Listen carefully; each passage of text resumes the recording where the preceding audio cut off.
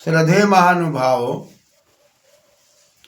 कारक प्रकरण के सूत्रों पर विचार किए गए, लेकिन कारक प्रकरण के जो सूत्र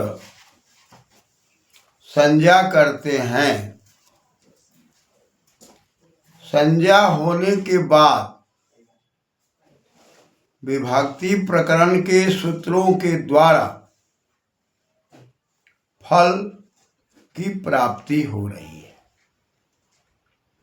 जैसे हम लोग कहते हैं कि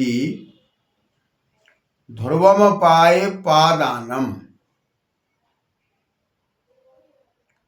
निश्चित से अलग होने में अपादान कारक हुआ या अपादान संज्ञा कही गई। तो अपादान संज्ञा का फल क्या हुआ? तो इसमें विभक्ति प्रकरण के सूत्रों में जाने पर एक सूत्र मिलता है, अपादाने पंचमी। अपादान का फल हुआ कि उसमें हम पंचमी भक्ति करते हैं। वृक्षात् पत्राणि पतन्ति।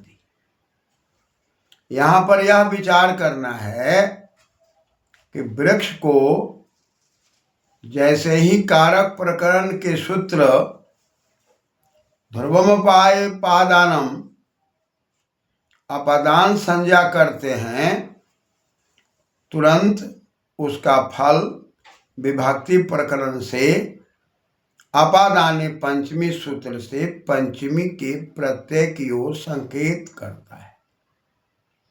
और वृक्ष में हम पंचमी भक्ति के प्रत्यय को व्यवहार करते हैं। पंचमी भक्ति के प्रत्यय में हम लोग प्रथमा, द्वितीया, तृतीया, चतुर्थी, पंचमी जो विभाग किए गए हैं, उसमें एक वचन में हम लोग ngसी प्रत्यय करते हैं। और ngसी प्रत्यय करने के बाद टा ngसी ngसा मिनास्य से अंगाधिकार में ngसी के जगह पर आत हो जाता है। टा ngसी ngसा इन आत से, तो आत हो जाता है। आत होने से वृक्ष आत, अकस वर्ण दीर्घ से दीर्घ होकर वृक्षात, यानी कि कारक प्रकरण के द्वारा नाम रखा गया और विभक्ति प्रकरण के द्वारा नाम रखने का फल दिया गया। अतः कारक और विभक्ति दोनों के समन्वय से वाक्य निर्माण की योजना दिखाई पड़ती है। अतः कारक प्रकरण में कहीं पर अपादान कारक की बात आई, कहीं पर कर्म कारक की बात आई, कहीं पर कर्ता कारक की बात आई, कहीं पर संप्रदान कारक की बात आई, कहीं पर अधिकरण कारक की बात आई। कारक का जो संबंध दिखाई पड़ता है वह क्रिया के साथ है।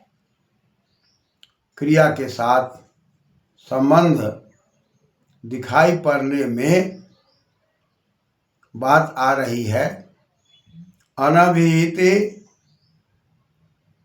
और अभिहिते।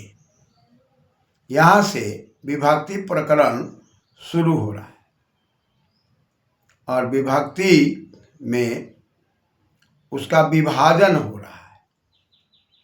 और विभाजन के अंदर बात आ रही है कि अभिहित, न अभिहित, अनभिहित,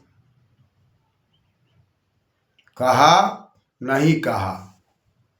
यहाँ तस्मान नूट अचि से नूट आगम नलोपो नय से नकार का लोप होकर अ के बाद नूट और धा धातु से दधा तेरही से अक्ता प्रत्यय के कारण ही आदेश होकर अभी उपसर्ग लगकर और पुनः नूट आगम से नकार बचकर अनभिहित शब्द दिखाई पड़ता है, जिसको अनभिहितम कहेंगे।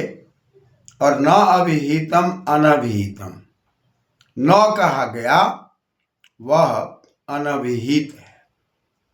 अब नहीं कहा गया तो उसमें सप्तमी लगा के अनभिहित। यहाँ पर अभी अधिकार सूत्र बना दिया गया, कहा कि अब इसी के अधिकार में आगे विभक्ति की चर्चा होगी। अब कहाँ पर द्वितीया विभक्ति होगी, कहाँ पर तृतीया विभक्ति होगी, कहाँ पर चतुर्थी विभक्ति होगी। अब इसके अंदर जो सूत्र बनाए गए उसके अंदर मूल सूत्र बनाए गए और मूल सूत्र के साथ साथ शब्दों के प्रयोग में थोड़ा थोड़ा अंतर करके अपवाद सूत्र भी बनाए गए।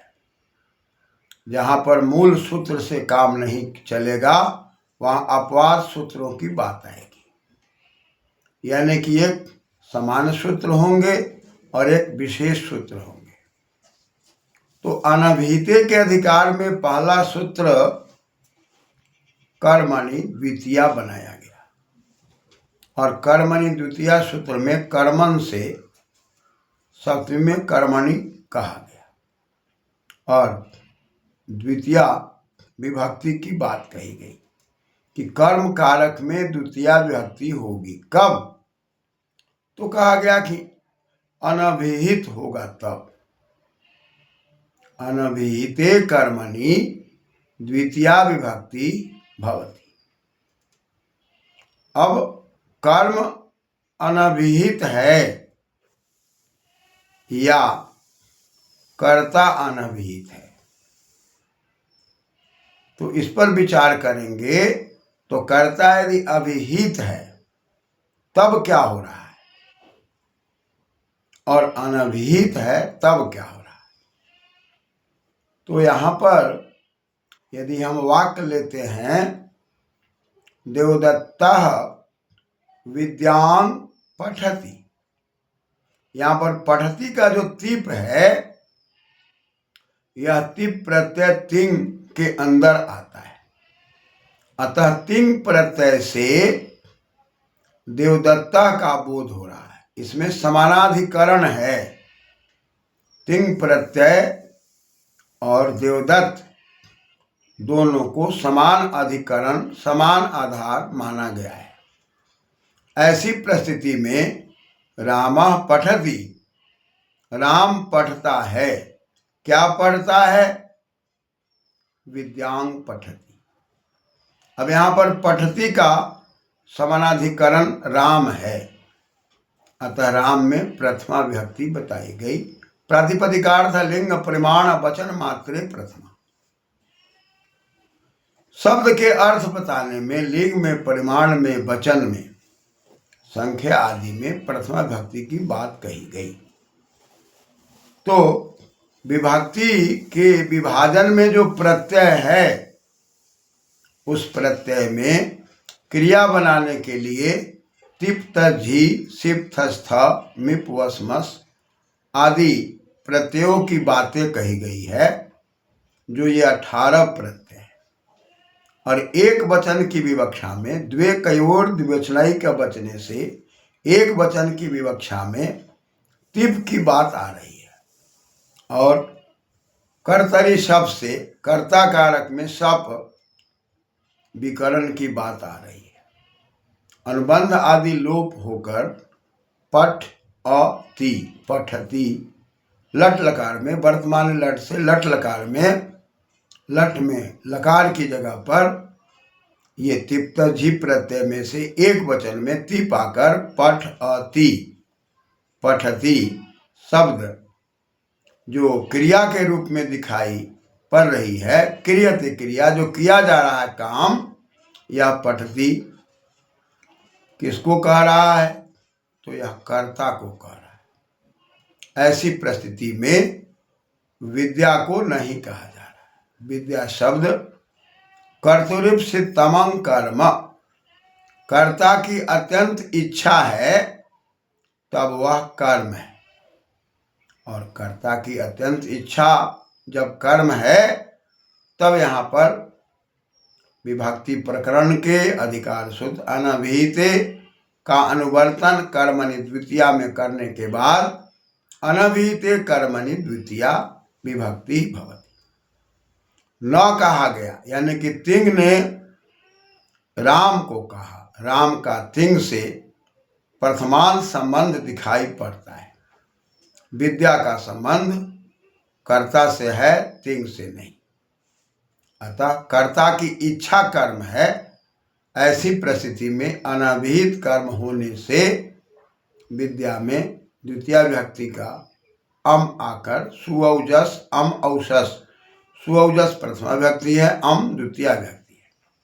अम आकर विद्या अम अमी पूर्व से पूर्व रोक होकर विद्याम शब्द की बात आ रही है। और पठती में प हलंत है, इसलिए अनुस्वार होकर रामः विद्यांग पठति। अब ऐसी परिस्थिति में तिंग का संबंध राम से होकर और कर्ता की इच्छा विद्या में होकर अनभिहित होने के कारण, तिंग से अभिहित न होने के कारण, न अभिहित अनभिहित होने के कारण इसमें द्वितीय विभक्ति दिखाई पड़ती है। पुनः अभिहित क्या है, अनभिहित क्या है और कहाँ कहाँ कैसे है, क्रमशः हम लोग विचार करेंगे। धन्यवाद।